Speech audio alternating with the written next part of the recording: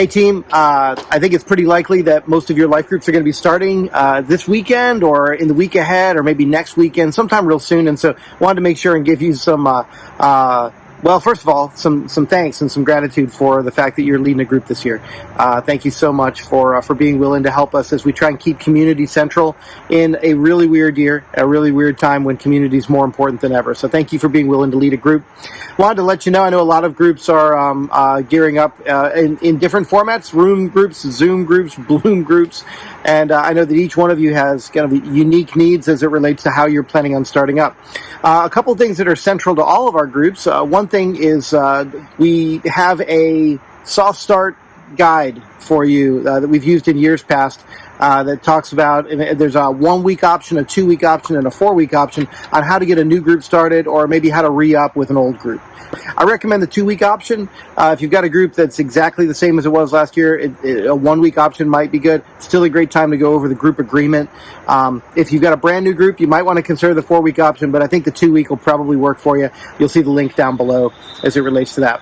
The sermon series that we're going to be doing, starting actually this Sunday, is a series on giving ourselves away. In fact, that's the title of the series. And we're going to spend 8 weeks talking about the different ways in which we invest in eternal things, the different ways in which we're called to extend beyond ourselves. We've been wanting to do this series for a while. In fact, we had it scheduled for the spring.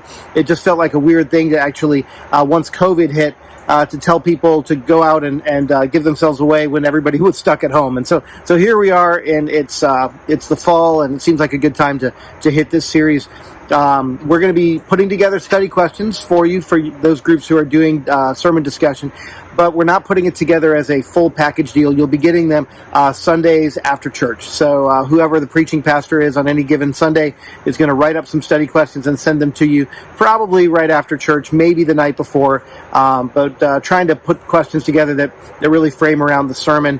It's a little harder to think ahead on what those questions might be prior to the moment in which they're preached. So those are coming to you. You'll be getting emails on Sunday afternoon with those if you're doing sermon discussion.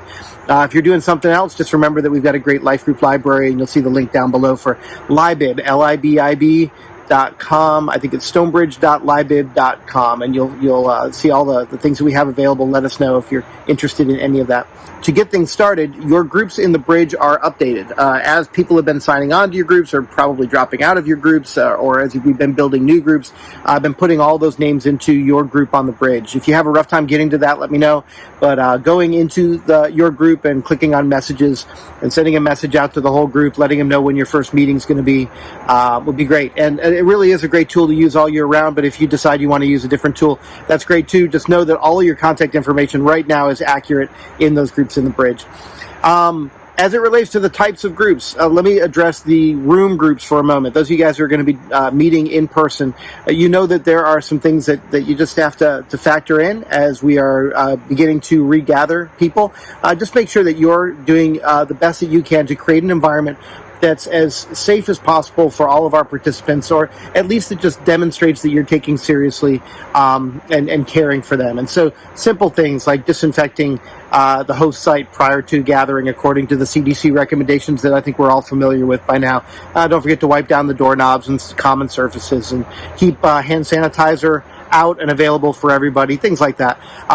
Allow proper social distancing as much as you can. I know that's tough in a meeting room. Some of our groups are a little smaller this year, so that may allow you to do that, but try and be conscious of the seating. Be mindful of how you serve food, drink, etc. If you serve refreshments, it would be good to avoid self-serve kind of situations where everybody's hand is all in the bowl or all touching the same plates or cups or snacks or whatever. Ideally, you could have one person whose hands are washed ahead of time, designated to serve a specific item. Grab-and-go snacks are probably the best. Prepackaged things, cans of Coke, bottles of water, things like that. Remember to exhort anyone who's sick or feverish or even high risk to stay home. And don't forget to wash your hands, cover your coughs, avoid handshakes, provide hand sanitizer, and in all things, love your neighbor. If you're doing a Bloom group, you know that you're probably starting online, but you're going to be moving into an in-person gathering. And the way you have those conversations is going to be really key. You don't want to have those conversations in a way that prejudges or that makes a decision on behalf of the group without having the conversation with each of the members of the group.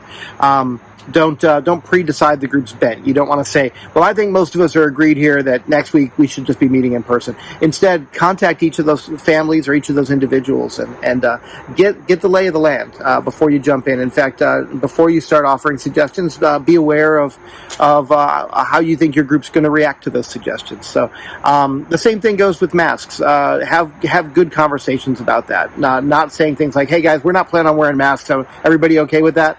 And make that awkward for someone who might feel differently, as they might feel uncomfortable in saying something in front of the group. But having those individual conversations or even texts or things like that would be a great way to honor the people in your group and know when it's most feasible for you to start gathering in person. If you're in a Zoom group or if you're in a Bloom group, you're starting online, you know by now the challenges of trying to have a life group on Zoom. But in 2 weeks, we're actually going to have a short little seminar. Mike Costner and I are going to be sharing a little bit about how to make the most out of your Zoom experience, because we really think that we've learned a lot from the past few months about how to have a good Zoom meeting, that it's possible to really actually take advantage of that technology, take advantage of the fact that people are in their homes. We've discovered that some people are much more comfortable opening up because they're in the safety of their own home.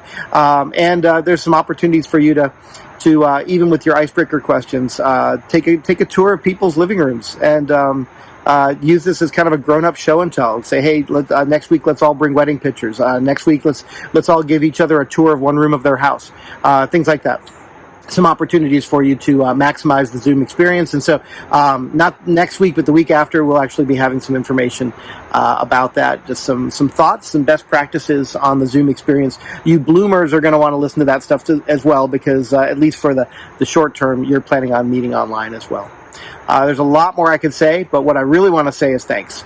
Thank you for building community in our church. We are excited that we have 30-something life groups this year. Despite the COVID crisis, we have almost 400 people signed up for life groups. It demonstrates that community is still at a premium right now. We believe that this is important. And call me if you have any questions. Email me, text me, just throw something at me. Let me know that you need some help, and I'll do my best to be here for your group. And I hope that in the days ahead, we will see people really connecting and experiencing community and care and Christian growth in their walk with Christ as we do it together. Thanks a lot.